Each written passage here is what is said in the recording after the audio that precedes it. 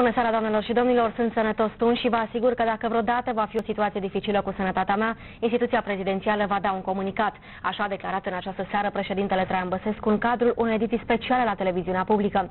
Informarea vine după ce astăzi presa a vorbit despre un control medical pe care șeful statului l-a făcut la Spitalul Militar Central, secția Orele. Toată lumea, dintr-o dată, a fost foarte îngrijorată de sănătatea dumneavoastră. Sunteți bine sănătos, domnule președinte? Scuzați-mă că îmi permit pe postul public de televiziune să vă spun motivul. Vă rugăm. Eu în fiecare dimineață not un sfert de oră, o jumătate de oră, o oră, cât pot. Ieri dimineață, din greșeală, știți că sunt bețișoarele acelea cu vată pentru curățat în urechi. După piscină, întotdeauna trebuie să te asiguri că nu mai ai apă în urechi. Vorbind la telefon după ce am ieșit, vorbeam cu unul din miniștri, n-am observat că am luat un bețișor și mi l-am băgat în ureche invers, nu cu vata. M-am zgâriat, ceea ce putea genera o infecție. M-am dus la spital și mi-a pus un tampon cu Rivanol în ureche. Asta e problema. Președintele a mai dat asigurări că dacă vreodată va avea probleme serioase de sănătate, administrația prezidențială va informa populația. Șeful statului n-a uitat nici de data asta să critique presa. Ziariștii au de prea multe ori pretenția că vorbesc în numele națiunii și ei de fapt vorbesc, foarte mulți dintre ei, în numele lui Nuș, al lui Vântul ăsta, de la cu Trustul Realitatea, în numele lui Felix de la Antena 1, în numele lor vorbești și creează panică. Atunci când nu voi fi sănătos, voi informa pe români. Concluzia? Eu știu că orice analize aș da, chiar dacă arată că sunt perfect sănătos, vor spune că sunt falsificate. Deci orice aș face, oricum nu-i bine. Deci, spre liniștea dumneavoastră măcar, doamnă, sunt Sănătos Tun. E bine, despre declarațiile pe care le-a făcut președintele Traian Băsescu în această seară discutăm cu invitatul nostru, domnul Adrian Moraru, director adjunct al Institutului pentru Politici Publice. Bună seara, domnule Moraru, bine ați venit. M-am zgâriat, spunea președintele, ceea ce putea genera o infecție, m-am dus la spital și mi-a pus un tampon cu Rivanol în ureche. Asta este problema. Toată lumea s-a întrebat astăzi ce problemă a avut președintele de s-a dus la spital. Haideți să discutăm mai degrabă de cadrul general decât de ce fel de bețișor era bățul respectiv. Cei care, mă rog, s-au spălat în urechi și înainte de 89 știu și altfel de bețișoare. Dar haideți să nu discutăm de bețișoare. Discutăm de această problemă a vieții private a președintelui versus interesul public legat de sănătatea domniei sale. Știți că există o inițiativă prin care buletinul de analize care îi se face să fie făcut public. Nu s-a finalizat acest lucru și eu cred că de fapt ăsta ar trebui să fie informația de bază pentru media și normal pentru public în general și nu neapărat fiecare incident în parte. Așa este, mai ales că nu este prima oară că vorbim despre sănătatea președintelui. Poate zeci de mii, sute de mii de oameni care calcă pragul unei policlinici sau unui spital. Chiar și pentru intervenții de 5-10 minute. Adică, cum să spun, suntem oameni până la urmă și președintele om și poate să aibă diverse controale medicale, diverse intervenții minore, care nici nu merită neapărat să se dea un press release de la președinție că președintele, nu știu, eu știu ce, a avut o intervenție minoră, că nu știu, avea o bășică la rost un pantof, adică... Așadar nu era musai nevoie de un comunicat din partea administrației prezidențiale astăzi? Eu nu cred și în multe țări nu se specifică fiecare intervenție minoră medicală asupra unui demnitar de genul ăsta. E adevărat că dacă e vorba de boli sau de afecțiuni care îi pot afecta nu știu, rațiunea, capacitatea de a-și exercita mandatul, atunci se poate pune problema să aduci la cunoștință acest lucru.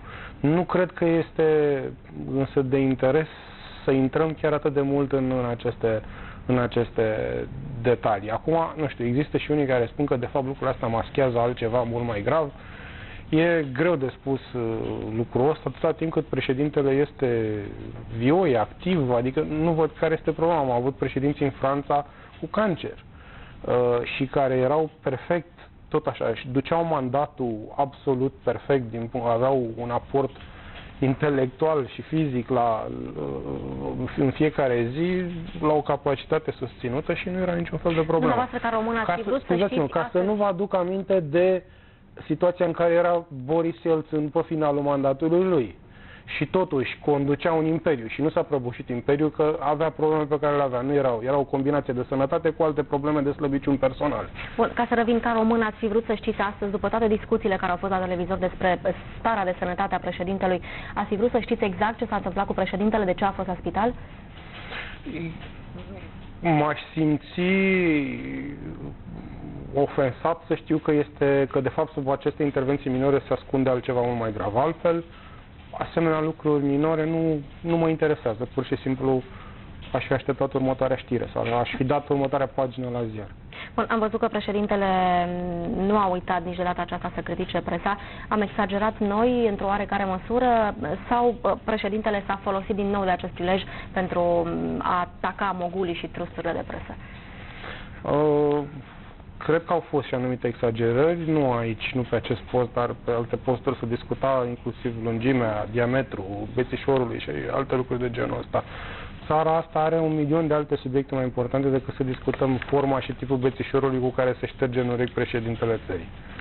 Bun, pentru că vorbeam de declarațiile pe care le-a făcut președintele în această seară la postul public de televiziune, e bine, în această seară Traian Băsescu a dat lecții de viață profesorilor tineri, fiind convins că aceștia pot găsi soluții pentru un trai mai bun. Șeful statului a precizat în această seară pe postul public de televiziune că atunci când a debutat în muncă avea un salariu mai mic decât al unei femei de serviciu. Domnule profesor debutant, Îl cheamă Ciprian. și eu când am debutat în meserie aveam salariu mai mic ca femeia de servicii de la compania de navigație Navro. Viața înseamnă o luptă și pentru împlinire profesională și pentru a-ți satisface nevoile. La început toți am avut salarii mici. După peste 30 de ani de muncă am ajuns la un salariu de 6.000 de lei.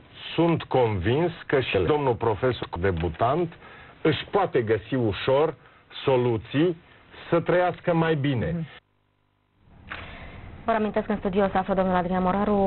Cum vedeți reacția lui Traian Băsescu la problemele profesorilor? Cum vedeți această abordare pe care a avut-o președintele vis-a-vis de profesori?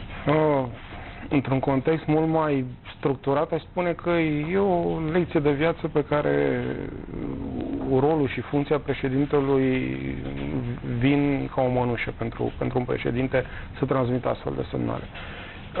Și mi se pare absolut normal. Cred că această dorință a românilor ca în primul an, nici măcar fără niciun fel de experiență, să se arunce sau să rămână la acele tentații pe care le aveau acum un an sau doi în boom economic, în care toată lumea nu țintea decât, nu conta ce urmau să facă, ci pentru ei spuneau că ei nu se angajează decât cu 1.000-1.500 de euro, este ridicol. Da? Deci trebuie să începi să capeți o experiență și pe parcurs acumulezi acești bani. Dar ce soluții pot găsi acești Dar eu nu spun neapărat că președintele are dreptate, pentru că în România, plecând de la clasa politică care nu dă semnale corecte, ei au făcut să existe această bulversare în tot ce înseamnă sistemul de valori și să nu se mai știe care e diferența între un om care intră în viață și într-un salariu, într-un loc de muncă și vor să câștige sau direct să ia locul uneia care muncește de 20 de ani acolo.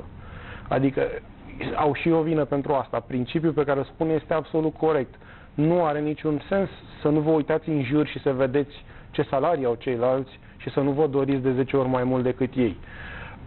Una este, sau nu că să nu-ți dorești, să-ți dorești un lucru bun, să vrei mai mult de la viață, însă să ceri ceva ce este aberant pentru sistemul în care suntem noi acum, este un alt lucru. Da?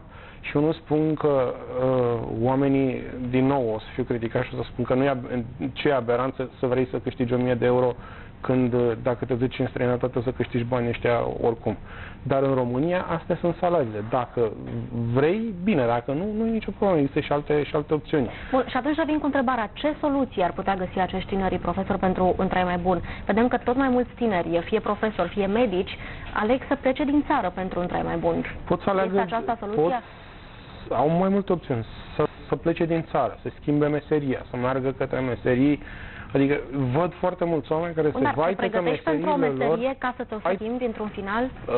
Da, să știți că în România se poartă. Dacă vă uitați și acum pe ce facultăți își aleg tinerii de acum, o să descoperiți că de fapt ei se uită pe ce se caută astăzi. Nu se gândesc ce o să se întâmple peste 3, 4, 5 ani când vor ieși de pe băncile școlii și se întâmplă exact pe dos, cum știți. Am făcut, acum vreo 3-4 ani erau la modă științele politice și toată lumea a făcut științe politice și nu îi angajează nimeni. Când aveam nevoie de contabil, toată lumea făcea contabilitate și după aia, după 3-4 ani am avut inflație de contabil și tot așa.